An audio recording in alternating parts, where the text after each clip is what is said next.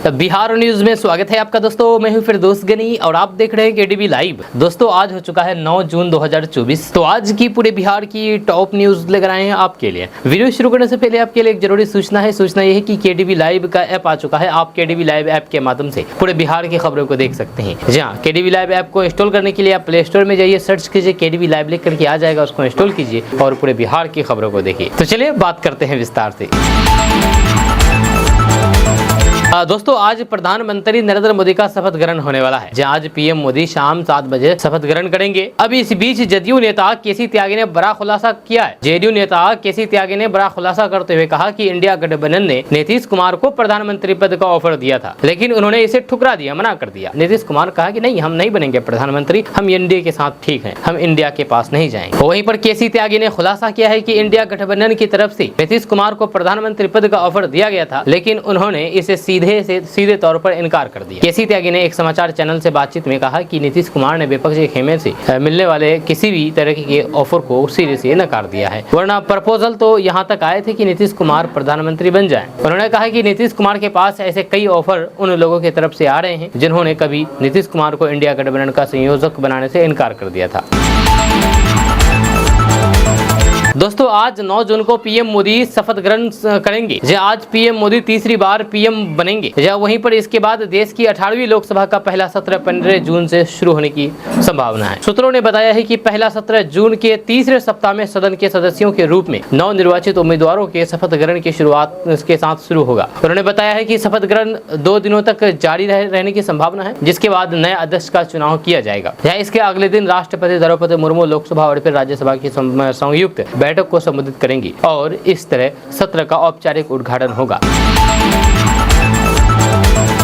दोस्तों देश में एनडीए की नई सरकार बनने जा रही है। आज देश में फिर से पीएम मोदी तीसरी बार प्रधानमंत्री पद की शपथ लेंगे, जिसमें बिहार के मुख्यमंत्री नीतीश कुमार और उनकी पार्टी जेडीयू की अहम भूमिका रहेगी, क्योंकि नीतीश कुमार के बिना केंद्र में सरकार बनाना बहुत मुश्किल है, बनना मुश्किल ही नहीं, नामुमकिन सा लग रहा है। इस बीच नीतीश कुमार की सरकार में मंत्री और फिर जेडीयू नेता मदन सहनी ने बड़ी डिमांड कर दी है। मदन सहनी ने कहा कि जेडीयू के 4 मंत्री बनाने चाहिए, 4 से 5 मंत्री, और रेल मंत्रालय भी जेडीयू के पास मिल आना चाहिए, यानी कि 4-5 मंत्री बनाने चाहिए जेडीयू से, और रेल मंत्री भी जेडीयू के कोटे में आनी चाहिए। साथ ही मदन सहनी ने कहा है कि बिहार ने लोकसभा चुनाव में इतना अच्छा परिणाम दिया है, तो फिर ज्यादा से ज्यादा मंत्री भी बिहार के ही बनना चाहिए, ताकि बिहार का ज्यादा विकास हो। बिहार सरकार में मंत्री मदन सहनी ने रेल के साथ साथ कृषि मंत्रालय पर भी दावा ठोका है। उनका कहना है कि ये दोनों मंत्रालय जेडीयू के खाते में ही आनी चाहिए।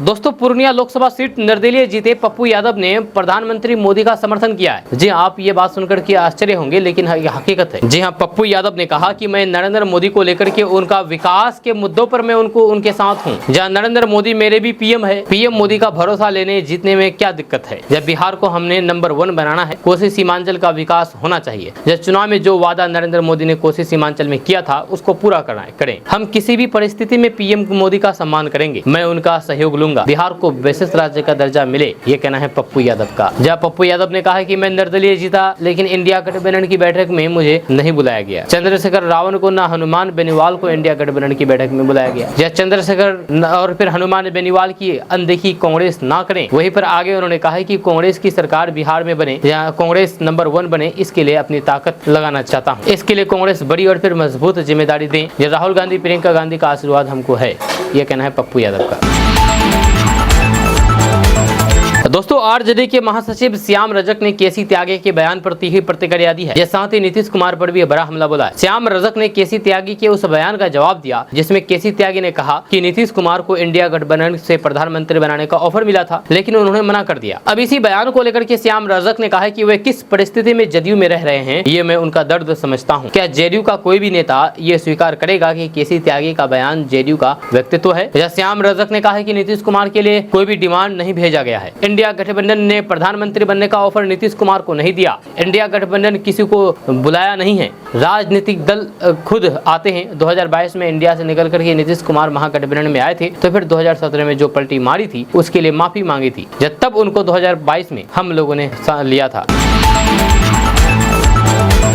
दोस्तों प्रधानमंत्री नरेंद्र मोदी को नीतीश कुमार ने काम करने वाला नेता बताया है और उसके बाद ये जोड़ा है कि इस बार बिहार का ये सब काम हो जाएगा, जो कुछ बचा हुआ है प्रधानमंत्री उसे इस बार पूरा कर देंगे। जी हाँ, इशारों में ही बिहार के मुख्यमंत्री नीतीश कुमार ने प्रधानमंत्री नरेंद्र मोदी के सामने बिहार को विशेष राज्य का दर्जा देने की मांग रख दी है। इशारों में दरअसल बिहार में जो कुछ काम बाकी है, इसका आज से राजनीतिक गलियारों में बिहार को विशेष राज्य का दर्जा दिए जाने की मांग है। जहाँ लंबी अवधि में यानी कि लंबे समय से जदयू की केंद्र से ये मांग रही है। जब चुनाव परिणाम आने के बाद जदयू किंग मेकर के रूप में सामने आया है। जब बिहार को विशेष राज्य का दर्जा दिए जाने की मांग फिर से तेज है। बिहार का ये काम बचे हुए हैं और फिर केंद्र सरकार को ही इस पर निर्णय लेना है। उस समय प्रधानमंत्री गंभीर थे। जी हाँ, मुख्यमंत्री नीतीश कुमार ने जाति आधारित जनगणना पर भी सीधे तौर पर तो नहीं कहा, पर उनके संबोधन में जदयू का ये स्टैंड भी इशारों मुखर रहा। उन्होंने कहा कि 10 साल से नरेंद्र मोदी प्रधानमंत्री है, फिर से प्रधानमंत्री बनने जा रहे हैं। जब पूरे देश की सेवा की है उन्होंने, अब जो कुछ बचा हुआ काम है वो पूरा कर देंगे और बिहार में भी कई सारे काम बचा हुआ है, उसको भी प्रधानमंत्री पूरा करेंगे, ये कहना है नीतीश कुमार का। दोस्तों, पूर्णिया संसदीय क्षेत्र से चुनाव में राजद प्रत्याशी बीमा भारती की झोली वोटों के हिसाब से खाली रह गई। जहां खुद के बूथों पर भी राजद और फिर कांग्रेस जिलाध्यक्ष मतदाताओं के मिजाज को बदलने में नाकाम रहे। राजद जिलाध्यक्ष मिथिलेश दास के अपने बूथ संख्या 64 पर महज 6 वोट राजद के खाते में गए। इधर कांग्रेस जिलाध्यक्ष नीरज उर्फ छोटू सिंह के बूथ 253 पर महज 4 वोट ही पड़े। आरजेडी युवा जिलाध्यक्ष भी अपने बूथ पर पार्टी प्रत्याशी को वोट नहीं दिला सके, जहाँ उनके बूथ संख्या 206 और फिर 207 पर महज 11 एवं 21 वोट पड़े। दरअसल यहाँ पर वोटर पूरी तरीके से धाराओं में बढ़ चुके थे। राजद का आधार वोट बैंक भी अंतिम समय में पूरी तरीके से निर्दलीय प्रत्याशी पप्पू यादव की ओर शिफ्ट कर दिया गया था। जब रुपौली विधानसभा में बूथ संख्या 172 पर राजद प्रत्याशी को एक मत भी नहीं मिला। दोपहर ढलने के बाद ये रफ्तार और भी तेज हो गई। आपको बता दें कि आरजेडी के महानगर अध्यक्ष सबी अहमद के बूथ संख्या 12 पर 1 एवं बूथ संख्या 13 पर 17 मत बीमा भारती को मिले थे। चुनावी सभा में पूर्व उप मुख्यमंत्री तेजस्वी यादव के बयान ने भी इसमें महत्वपूर्ण भूमिका निभाई थी। जहाँ इसी तरह कई बूथों पर राजद प्रत्याशी को महज 1 या फिर 2 वोट मिले हैं, इसलिए बीमा भारती पूर्णिया से चुनाव हार गई। जब बहुत सारे लोग पूछते थे कि आखिर बीमा भारती पूर्णिया से चुनाव क्यों हारी, कैसे हारी, इसका कारण क्या है, तो इसका कारण यही है कि उनको वोट नहीं मिला और किसी बूथ पर तो एक भी वोट नहीं मिला।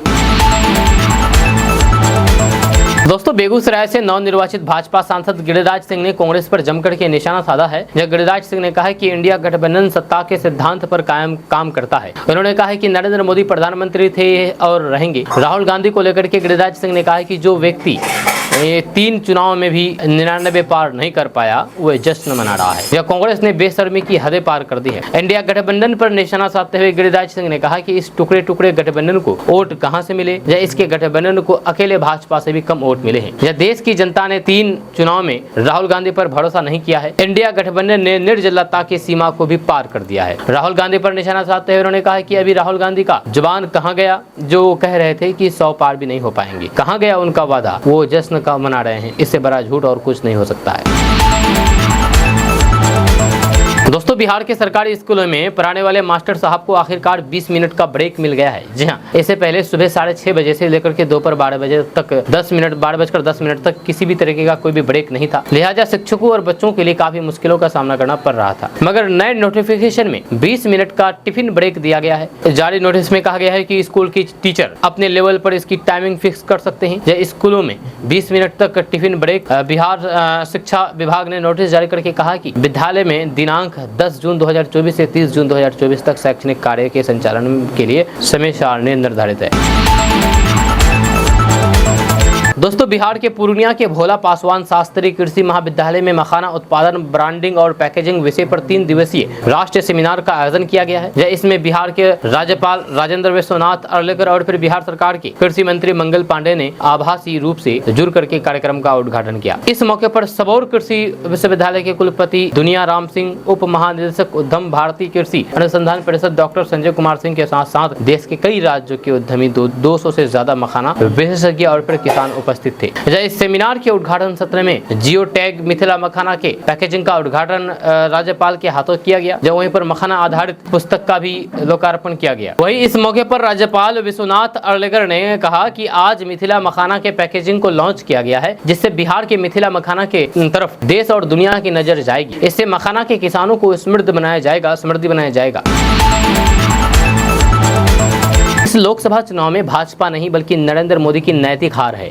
ये मैं नहीं कह रहा हूँ, ये कह रहा है कांग्रेस के नेताओं ने। आपको बता दें कि कांग्रेस ने कहा कि इस लोकसभा चुनाव में प्रधानमंत्री नरेंद्र मोदी और भारतीय जनता पार्टी यानी कि भाजपा की नैतिकता हार हुई है। जब वहीं पर पार्टी और इंडिया गठबंधन के लिए परिणाम मनोबल बढ़ाने वाला है। जब भाजपा ने इस चुनाव में 240 सीट जीती है तथा उसके नेतृत्व वाले एनडीए को कुल 293 सीट हासिल हुई है। जब कांग्रेस ने 99 सीटें जीती है। जब कांग्रेस महासचिव जयराम रमेश ने पार्टी की कई कार्य समिति और फिर संसदीय दल की बैठकों का जिक्र करते हुए एक्स पर पोस्ट किया और कहा कि 2024 का चुनाव नरेंद्र मोदी और भाजपा के लिए एक नैतिक हार है, जबकि भारतीय राष्ट्रीय कांग्रेस और इंडिया गठबंधन के लिए मनोबल बढ़ाने वाला है। यह कांग्रेस नेता ने एक अन्य पोस्ट में कहा कि नरेंद्र मोदी के लिए ढोल पीटने वाले उनकी नैतिक, राजनीतिक और फिर व्यक्तिगत हार वाले जनादेश में भी उम्मीद की किरण तलाश रहे हैं। उन्होंने कहा है कि इसे खूब प्रचारित किया जा रहा है कि जवाहरलाल नेहरू के बाद नरेंद्र मोदी लगातार 3 बार जनादेश प्राप्त करने वाले पहले व्यक्ति हैं, लेकिन किसी पार्टी को 240 सीटों तक ले जाना और फिर 1/3 प्रधानमंत्री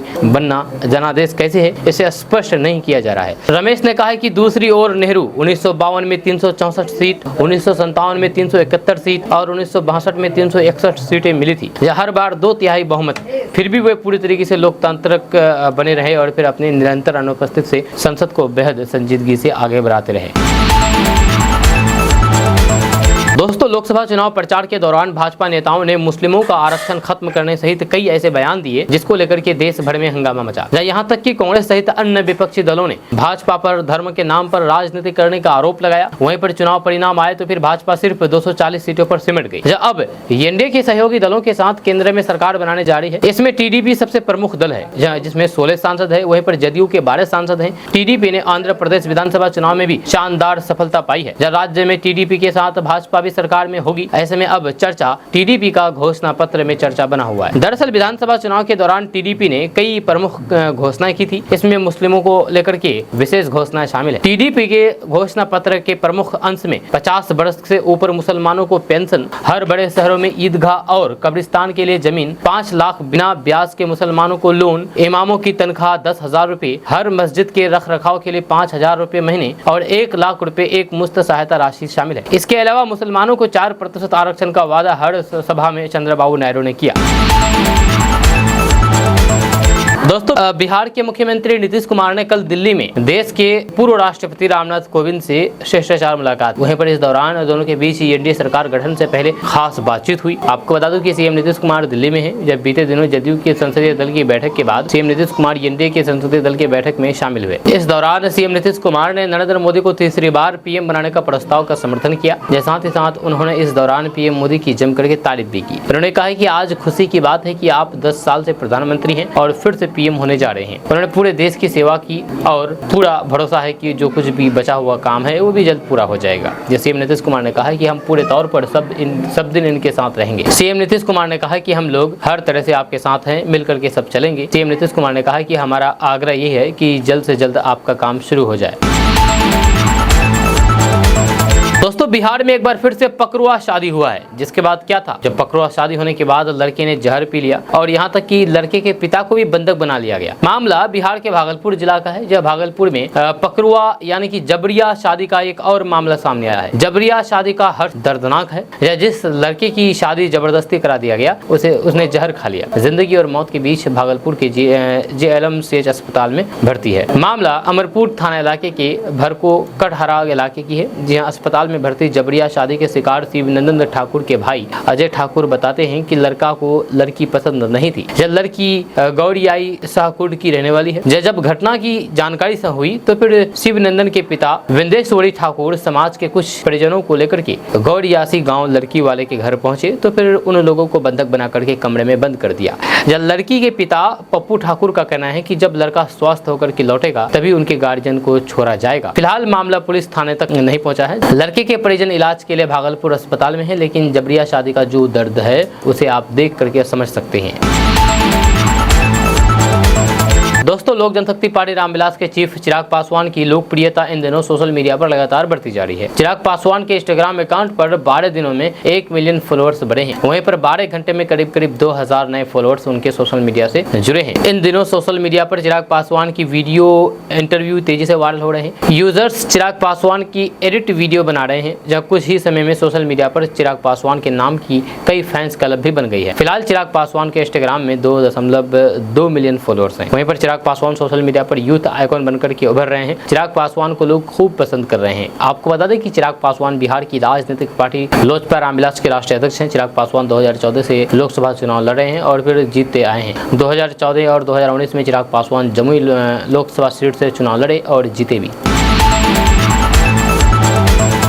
दोस्तों, लोकसभा चुनाव का परिणाम जारी कर दिया गया है। इसके बाद जिस लोकसभा सीट की चर्चा सबसे अधिक हो रही है वह है अयोध्या, और इसकी वजह है बीजेपी का यहां से चुनाव हार जाना। इसके बाद भाजपा को लेकर के तरह तरह की बातें कही जा रही है। अब इस मामले में असम के मुख्यमंत्री हेमंत बिस्वा शर्मा ने भी अपनी प्रतिक्रिया दी है। हेमंत बिस्वा शर्मा ने कहा कि देश में कुल 543 लोकसभा सीट है। ऐसे में कहीं जीतेंगे तो फिर कहीं हारेंगे भी, लेकिन पीएम तो नरेंद्र मोदी ही बन के रहेंगे। उन्होंने कहा कि नरेंद्र मोदी तीसरी बार पीएम बन रहे हैं, वे चौथी बार भी पीएम बनेंगे। हेमंत बिस्वा शर्मा ने शनिवार को अयोध्या में भगवान राम के दर्शन करने के पहुंचे थे। इसी दौरान ये बातें कही है। उन्होंने कहा कि देश में कुल 543 लोकसभा सीट है, कहीं हारेगा कहीं जीतेगा, मोदी तो पीएम ही होगा। जब भगवान राम के आशीर्वाद से नरेंद्र मोदी तीसरी बार पीएम बन रहे हैं। इससे पहले जवाहरलाल नेहरू 3 बार पीएम बने थे, लेकिन मुझे खुशी है कि मोदी चौथी बार पीएम बनेंगे।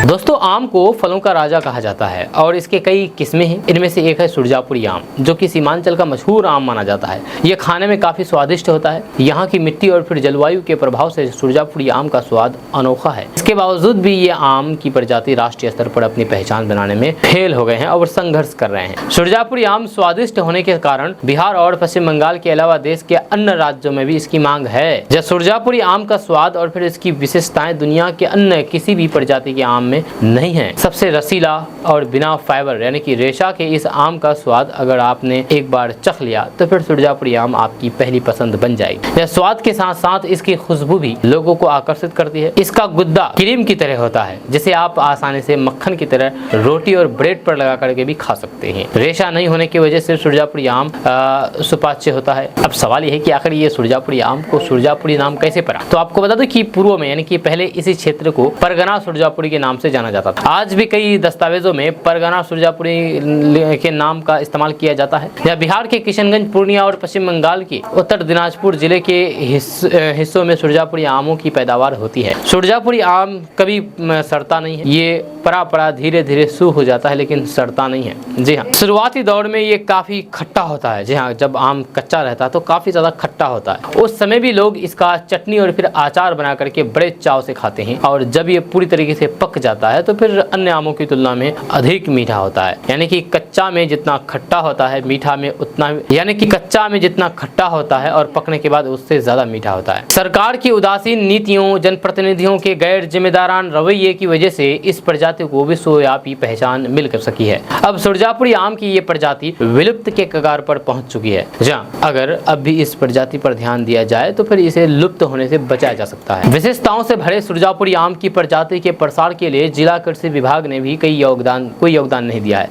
जब कृषि विभाग की ओर से फलदार वृक्षों का वितरण होता है, लेकिन वे सुरजापुरी आम के वृक्ष उपलब्ध करवाने में असफल रहे हैं। जिला प्रशासन, सरकार और जनप्रतिनिधियों को सुरजापुरी आम की प्रजाति को बचाने के लिए योजनाएं बनानी होगी। जब फलदार पौधे वितरण करते वक्त या फिर पौधरोपण में सुरजापुरी आम की कलम का उपयोग करना होगा। इस प्रजाति में कभी कभी कीड़े लगने की भी समस्या आती है। जब बीते 3 सालों में लगातार कीड़े लगने की समस्या से किसान जूझ रहे हैं। गाँव की सरकार को अपने अपने क्षेत्रों में इससे संबंधित समस्याओं को कृषि विभाग के समक्ष रख करके समाधान करने की पहल करनी चाहिए, अगर सुरजापुरी आम को बचाना चाहते हैं तो। नहीं तो फिर इसको कोई नहीं बचा सकता है, क्योंकि जिस तरीके से ये विलुप्त हो रहा है उस तरह से कुछ दिन बाद सुरजापुरी आम का नामो निशान मिट जाएगा।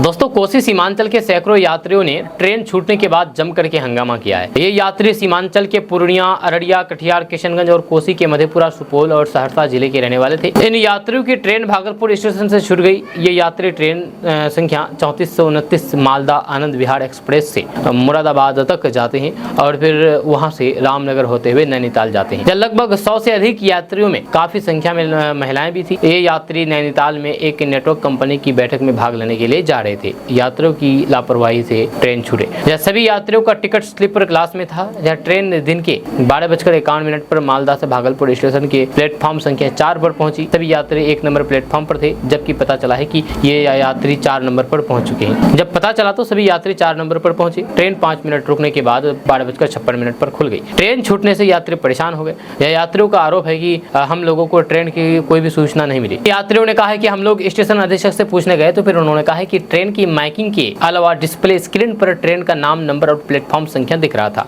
जहाँ अब कुछ नहीं हो सकता है। जब काफी देर तक यात्री यात्रा को लेकर के मंथन कर रहे थे कि आखिरकार कैसे गंतव्य स्थान तक पहुंचा जा सके।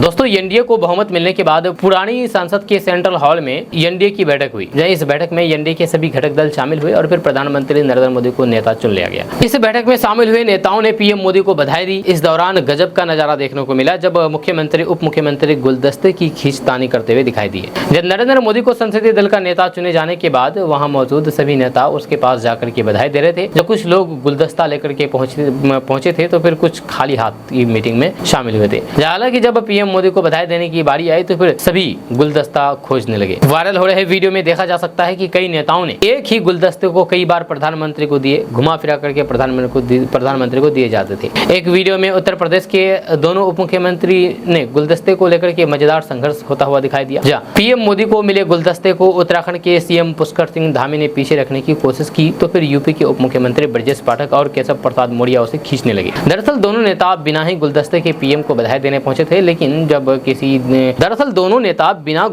पीएम मोदी को बधाई देने पहुंचे थे, लेकिन जब किसी का दिया हुआ गुलदस्ते उसके सामने आया तो फिर दोनों उसे पकड़ करने के लिए लपक पड़े। हालांकि केशव प्रसाद मौर्य को इसमें कामयाबी हाथ लगी और ब्रजेश पाठक ने दूसरे गुलदस्ते का इंतजार किया। गुलदस्ते को लेकर के हुआ ये मजेदार संघर्ष कैमरे में रिकॉर्ड हुआ है और छोटा सा हिस्सा सोशल मीडिया पर खूब ज्यादा वायरल हो रहा है, जैसे कि आप अपने मोबाइल स्क्रीन पर वीडियो देख रहे हैं। यूपी के उप मुख्यमंत्रियों के अलावा कई अन्य नेताओं ने भी वीडियो वायरल हुए जो कि एक ही गुलदस्ते को बार बार प्रधानमंत्री को भेंट करते हुए दिखाई दे रहे हैं।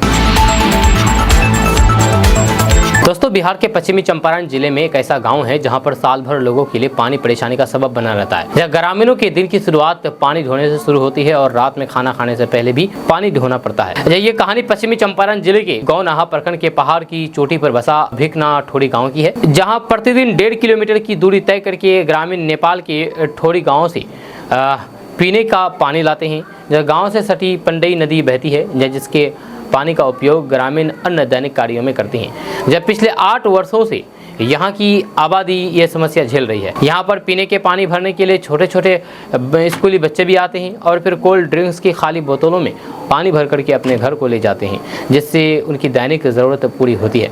गौरतलब है कि इससे पहले प्रशासन ने नरकटियागंज से टैंकर के जरिए गांव में पानी की आपूर्ति करता था, जब अब उसे इसलिए बंद कर दिया गया है क्योंकि पेयजल सुविधा मुहैया कराने के लिए लोक स्वास्थ्य अभियंत्रण विभाग यानी कि पीएचईडी ने 2 सोलर आधारित वाटर पंप लगवा दिए थे। इसमें से एक कुछ ही दिनों में बंद हो गए, जबकि दूसरे से लाल पानी आता है जो कि उपयोग लायक नहीं है।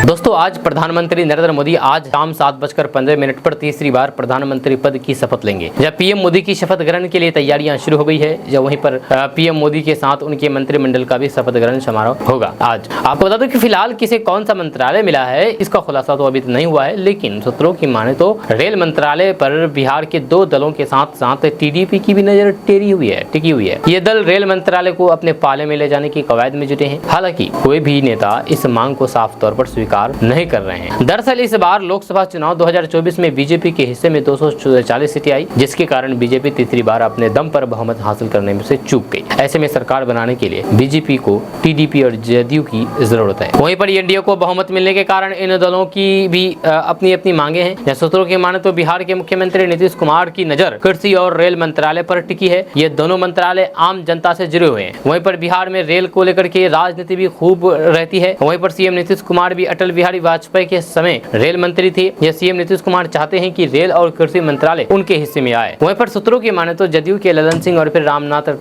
ठाकुर मंत्री पद की शपथ ले सकते हैं। दूसरी ओर रेल मंत्रालय पर लोजपा रामविलास प्रत्याशी चिराग पासवान की भी टेढ़ी नजर है, जहां नजर टिकी हुई है। सूत्रों के माने तो चिराग पासवान भी रेल मंत्रालय चाहते हैं। आपको बता दूं कि चिराग पासवान के पिता स्वर्गीय रामविलास पासवान भी रेल मंत्री थे। उनके कार्यकाल में भी पूर्व रेलवे से अलग करके पूर्व मध्य रेलवे बनाया गया था, जिसे रामविलास पासवान की सबसे बड़ी उपलब्धि मानी जाती है। माना जा रहा है कि चिराग पासवान भी अपने पिता की तरह ही इस मंत्रालय को चाहते हैं ताकि वे भी नजीर पेश कर सके। आपको बता दो कि चिराग पासवान बिहार में एनडीए की ओर से 5 सीटों पर लोजपा चुनाव लड़े थे और 5 सीट पर उन्हें जीत मिली थी।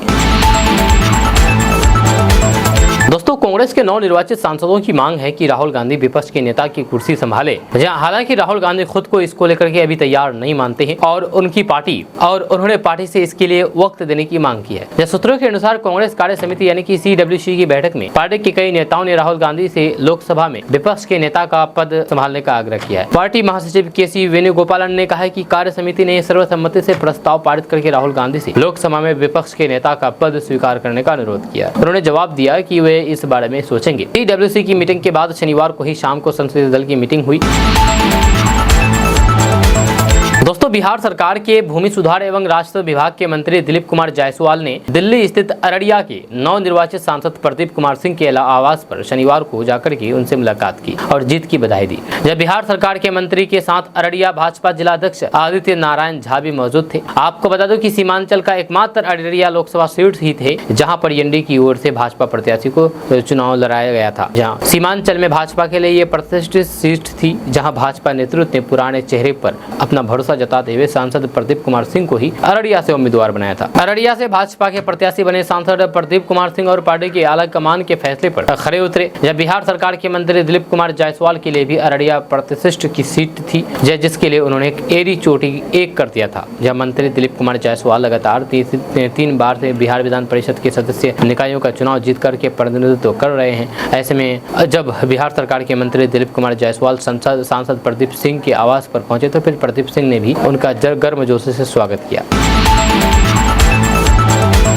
दोस्तों, लोकसभा चुनाव के रिजल्ट के बाद प्रशांत किशोर ने बड़ी बात कही है। प्रशांत किशोर ने लोकसभा चुनाव रिजल्ट के बाद ऐलान किया है कि अब वो सीटों को लेकर के कोई आकलन नहीं करेंगे। उन्होंने इंडिया टुडे को दिए गए इंटरव्यू में इसका ऐलान किया है। दरअसल प्रशांत किशोर ने लोकसभा चुनाव रिजल्ट से पहले दावा किया था कि बीजेपी को 280 या फिर उससे अधिक सीटें मिलेगी। बीजेपी को इस बार के चुनाव में 240 सीटें मिली। लोकसभा चुनाव के परिणाम को लेकर के प्रशांत किशोर ने कहा कि मैं फिर कभी भी नंबर गेम में नहीं पढ़ूंगा, जब मुझे ये स्वीकार करने में कोई भी झिझक नहीं है कि मुझसे नंबर गलत हो गए हैं। जब मेरा अनुमान महाराष्ट्र, राजस्थान, बंगाल और यूपी को लेकर के गलत हुआ है। चारों राज्यों में अनुमान गलत होने से 20% अनुमान गलत हुआ है। इन सब के बावजूद भी एनडीए की ही सरकार बनी है। मुझे संख्याओं में नहीं उलझना चाहिए था, जब संख्याओं को छोड़ करके मेरा आकलन सही था। आपको बता दें कि प्रशांत किशोर पूरे देश में राजनीतिक रणनीतिकार के रूप में जाने जाते हैं। उन्होंने कई चुनावों को लेकर के भविष्यवाणी भी की है जो काफी हद तक सच साबित हुई है। वहीं पर इस बार भी लोकसभा चुनाव को लेकर के प्रशांत किशोर ने बड़ी भविष्यवाणी की थी, जब वह इस चुनाव को लेकर के भविष्यवाणी पर करके पूरे देश की सुर्खियों में आ गए थे।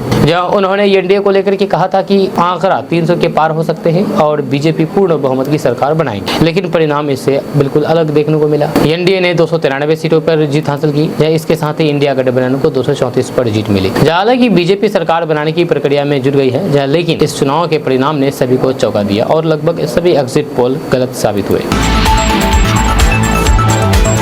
दोस्तों, सीबीआई ने राजद सुप्रीमो और पूर्व रेल मंत्री लालू प्रसाद यादव उनके परिवार के सदस्यों की कथित संलिप्तता वाले नौकरी के बदले जमीन घोटाले के सिलसिले में अपना अंतिम आरोप पत्र शुक्रवार को दाखिल किया है। अधिकारियों ने कहा है कि सीबीआई द्वारा विशेष अदालत को सौंपी गई अंतिम रिपोर्ट में उन सभी रेलवे जोन को शामिल किया गया है जहां पर लालू प्रसाद के परिवार के सदस्यों द्वारा कथित तौर पर जमीन लिए जाने के एवज में नौकरी दी गई थी। अधिकारियों ने कहा है कि जाँच पूरी होने पर सीबीआई ने विशेष न्यायाधीश संसद विधायक के मामले में सक्षम 78 आरोपियों के खिलाफ अपना तीसरा और फिर अंतिम आरोप पत्र दायर किया है। आरोपियों में लालू प्रसाद यादव, उनकी पत्नी राबड़ी देवी, बेटे तेज प्रताप यादव जिनके खिलाफ पहली बार आरोप पत्र दाखिल किया गया है, बेटी हेमा यादव, पूर्व ओएसडी भोला यादव और फिर राजद प्रमुख लालू प्रसाद यादव के एक पूर्व कर्मचारी सदस्य शामिल है। अधिकारियों का कहना है कि सीबीआई द्वारा विशेष अदालत को सौंपी गई अंतिम रिपोर्ट उन सभी रेलवे जोन को शामिल किया गया है जहाँ पर लालू प्रसाद के परिवार के सदस्यों द्वारा कथित तौर पर जमीन लिए जाने के एवज में नौकरी दी गई थी। केंद्र में एनडीए की सरकार बनने जा रही है, जिसके बाद अब चर्चा अगले साल के अंत में बिहार में होने वाले विधानसभा चुनाव को लेकर के शुरू हो गई है। यह 2 दिन पहले जदयू की तरफ से कहा गया था कि 2025 का चुनाव नीतीश कुमार के नेतृत्व में ही लड़ा जाएगा। इसके बाद सम्राट चौधरी और फिर विजय कुमार सिन्हा ने भी यही बात दोहराई है। अब लोजपा के अध्यक्ष चिराग पासवान ने भी मान लिया है कि 2025 के बिहार विधानसभा चुनाव में एनडीए का नेतृत्व नीतीश कुमार ही करेंगे। नई दिल्ली में एक न्यूज चैनल के साथ बातचीत में चिराग पासवान ने कहा कि नीतीश कुमार ने बिहार में एनडीए का शानदार तरीके से नेतृत्व किया है, जब वो हमारे मुख्यमंत्री भी है और निश्चित रूप से बिहार में उनके नेतृत्व में ही आगामी विधानसभा चुनाव लड़ा जाएगा। चिराग पासवान ने अपनी बातों में से ये भी साफ कर दिया है कि नीतीश कुमार के साथ उनका पुराना मनमुटाव अब खत्म हो गया है। चिराग पासवान ने इस दौरान ये भी साफ कर दिया है कि केंद्र में बनने जा रही नई सरकार के समर्थन के लिए उन्होंने कोई भी शर्त नहीं रखी है। उन्होंने कहा कि प्रधानमंत्री जी ने पहले ही मुझे बहुत कुछ दे दिया था। जब हमारी पार्टी के पास एक सांसद था, उन्होंने मुझे 5 सीटों पर मौका दिया, जहां हम लोगों ने भी उनके विश्वास को बनाए रखा और सभी 5 सीटों पर जीत करके उन्हें वापस लौटा दिया। दोस्तों, गर्मी से लोगों को अभी निजात नहीं मिलने वाली है। जहां उमस भरी गर्मी ने लोगों को बेचैन कर रखा है, जहां राजधानी पटना समेत दक्षिण पश्चिमी और फिर दक्षिण मध्य भागों की जिलों की अधिकतम जगहों पर लोगों को उमस भरी गर्मी का सामना करना होगा। जब बिहार के कुछ जिलों में लू चलने की संभावना मौसम विभाग ने जताई है। आज तापमान में वृद्धि होने की संभावना है। वहीं पर बिहार में 3 दिनों के अंदर आंधी के साथ साथ कुछ जिलों में हल्की बारिश हो सकती है। मौसम विभाग के अनुसार 15 जून तक गर्मी से लोगों को राहत मिलने वाली नहीं है। जब 15 जून तक मानसून के लिए बिहार में प्रवेश के आसार है, इसके बाद ही गर्मी से राहत मिल सकती है। राजधानी पटना के साथ साथ बिहार के मध्य और फिर दक्षिणी जिलों में अधिकतम तापमान का पारा 40 से 44 डिग्री पर पहुंच सकता है। दोस्तों, खबर किशनगंज से सामने आई है। आपको बता दूं कि किशनगंज जिला के कोचाधामन प्रखंड के भगाल पंचायत में बाल विवाह रोका गया है। जहां आपको बता दूं कि एक बच्चे की शादी होने वाली थी, लेकिन अधिकारियों की टीम आकर मौके पर पहुंच करके बाल विवाह को रोक दिया है। आपको बता दें कि बाल विवाह जन निर्माण केंद्र सहयोगी संस्था कैलाश सत्यार्थी चिल्ड्रेन फाउंडेशन किशनगंज की टीम को सूचना मिली कि कोचाधामन प्रखंड के भगाल पंचायत के अंतर्गत सहनगरा में एक 17 वर्षीय नाबालिग बच्ची की शादी होने वाली है। संस्था के जिला प्रयोजक समन्वयक मुजाहिद आलम ने उस मामले को संज्ञान में लेकर के तुरंत इसकी सूचना जिला बाल संरक्षक इकाई किशनगंज के सहायक निदेशक रविशंकर तिवारी को दी। सहायक निदेशक ने मामले को गंभीरता से लेकर के तुरंत प्रखंड विकास पदाधिकारी और फिर थाना अध्यक्ष कोचाधामन को तत्काल संभावित विवाह को रोक करके अग्रतर कार्रवाई करने का निर्देश दिया है। जब बता दें कि इस मामले को लेकर के प्रखंड विकास पदाधिकारी ने थाना अध्यक्ष, पंचायत सचिव, स्थानीय मुखिया को पत्र निर्गत करके त्वरित कार्रवाई करने का आदेश दिया है।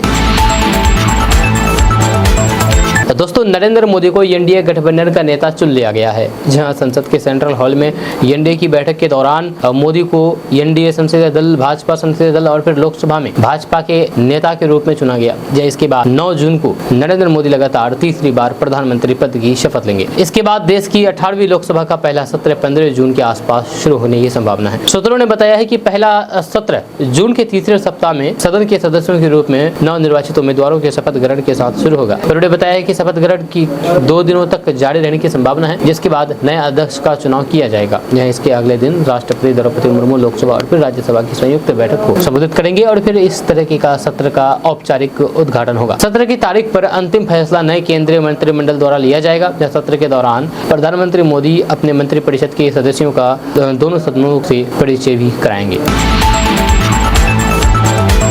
दोस्तों, के पाठक के छुट्टी पर जाने के बाद से बिहार में स्कूलों की टाइमिंग और फिर रूल रेगुलेशन में लगातार बदलाव देखने को मिल रहे हैं। अब शिक्षा विभाग ने डीईओ को निर्देश दिया है और कहा गया है कि अल्पाहार के लिए स्कूल अवधि के दौरान अपने विवेक से 20 मिनट का समय तय करें। इसके बाद टीचरों के अंदर खुशी की लहर दौड़ पड़ी है। दरअसल के पाठक की छुट्टी पर जाने के बाद से डॉक्टर एस सिद्धार्थ ने शिक्षा विभाग के अपर मुख्य सचिव का पद प्रभार ग्रहण किया है। इसके बाद से शिक्षा विभाग में कई बड़े बदलाव देखे जा रहे हैं, निर्णय लिए जा रहे हैं। आज शिक्षा विभाग के माध्यमिक शिक्षा निदेशक सनी सिन्हा की ओर से सभी जिला शिक्षा पदाधिकारी को निर्देश दिया गया है कि विद्यालय में कार्यरत शिक्षकों के लिए विद्यालय अवधि के दौरान अल्पाहार अवकाश 20 मिनट के लिए ले सकते हैं। उन्होंने सभी जिला शिक्षा पदाधिकारियों को निर्देश दिया है कि अपने विवेक से शिक्षकों के लिए अल्पाहार का समय तय करें। दोस्तों, लोकसभा चुनाव के नतीजों में एनडीए को बहुमत मिलने के बाद नरेंद्र मोदी के नेतृत्व में नई सरकार के गठन की प्रक्रिया शुरू हो गई है। नरेंद्र मोदी तीसरी बार अब पीएम पद की शपथ लेंगे। इस बीच इस लोकसभा में किंग मेकर की भूमिका में उभरी बिहार के मुख्यमंत्री नीतीश कुमार की पार्टी जेडीयू से मोदी कैबिनेट में 3.0 में कौन कौन शामिल होगा, इसको लेकर के कई तरह की चर्चा चल रही है। हालांकि अभी तक पार्टी की ओर से अभी तक इसके बारे में कोई फैसला नहीं लिया गया है। वहीं अब नई दिल्ली में शुक्रवार को एनडीए संसदीय दल की बैठक से पहले जेडीयू अध्यक्ष नीतीश कुमार ने अपनी पार्टी पार्टी के सभी सांसदों के साथ मीटिंग की, जहां इसमें नीतीश कुमार को पार्टी की ओर से आगे के कोई भी निर्णय लेने के लिए अधिकृत किया गया है, जिसके बाद अब नीतीश कुमार ही तय करेंगे कि जदयू के खिलाफ तरफ से लोकसभा में नेता कौन होगा और कौन मोदी कैबिनेट का हिस्सा होंगे। जेडीयू संसदीय दल की बैठक के बाद राज्यसभा सांसद सोमनाथ ठाकुर ने कहा कि पार्टी के संसदीय दल के नेता के चयन समेत सभी तरह के निर्णय के लिए सीएम नीतीश कुमार को अधिकृत किया गया है। माना जा रहा है कि केंद्रीय मंत्रिमंडल में जेडीयू के किन सांसदों को मौका मिलेगा, इसका फैसला जल्द से जल्द किया जाएगा, क्योंकि नरेंद्र मोदी अब जल्द ही शपथ लेने वाले हैं। ऐसे में नीतीश कुमार की इच्छा है कि उनकी पार्टी के नेता जिन्हें कैबिनेट में जगह मिलनी है वह अपना शपथ ग्रहण करें।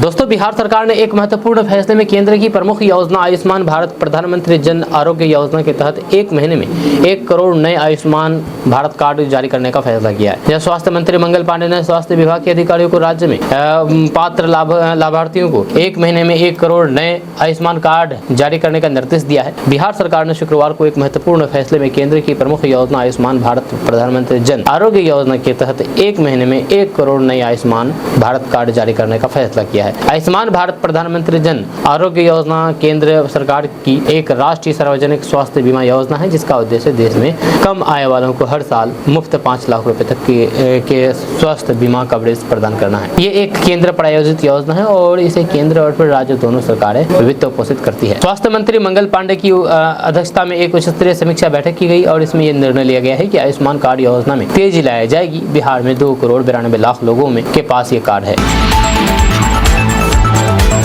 दोस्तों, बिहार के सभी 40 लोकसभा सीटों पर जनादेश आने के बाद अब समीक्षा का दौर शुरू हो गया है। मतगणना से पहले माना जा रहा था कि इस लोकसभा चुनाव में भाजपा और फिर राजद का बेहतर प्रदर्शन होगा, लेकिन नीतीश कुमार की पार्टी जेडीयू के प्रदर्शन ने सभी को चौंका दिया। जहां नीतीश कुमार एक बार फिर से बिहार में बड़ी ताकत बनकर के उभरे हैं। जहां जेडीयू ने लोकसभा की 12 सीटों पर कब्जा किया है। बिहार में बीजेपी से कम सीटों पर चुनाव लड़कर के भी जेडीयू के ज्यादातर उम्मीदवार चुनाव जीते हैं। जहाँ इस लोकसभा चुनाव में बिहार की 16 सीटों पर नीतीश कुमार की पार्टी ने चुनाव लड़ा था, जिसमें 12 सीटों पर जीत हासिल की। जेडीयू अपने हारे हुए सीटों की समीक्षा करेगी। आखिर हार का कारण क्या था, इसे पार्टी जानना चाहती है। जब लोकसभा चुनाव में हारे हुए सीटों की समीक्षा जेडीयू के राष्ट्रीय अध्यक्ष और सीएम नीतीश कुमार करेंगे। जहां कटिहार, किशनगंज, जहानाबाद और पूर्णिया सीट पर हारे हुए जेडीयू उम्मीदवार से सीएम नीतीश कुमार मुलाकात करेंगे। आपको बता दूं कि जेडीयू ने 16 सीटों पर चुनाव लड़ा था, जिसमें से 12 सीटों पर जीत हुई थी और बाकी 4 सीट हार गए थे। अब इन 4 सीटों पर मंथन शुरू हो गया है।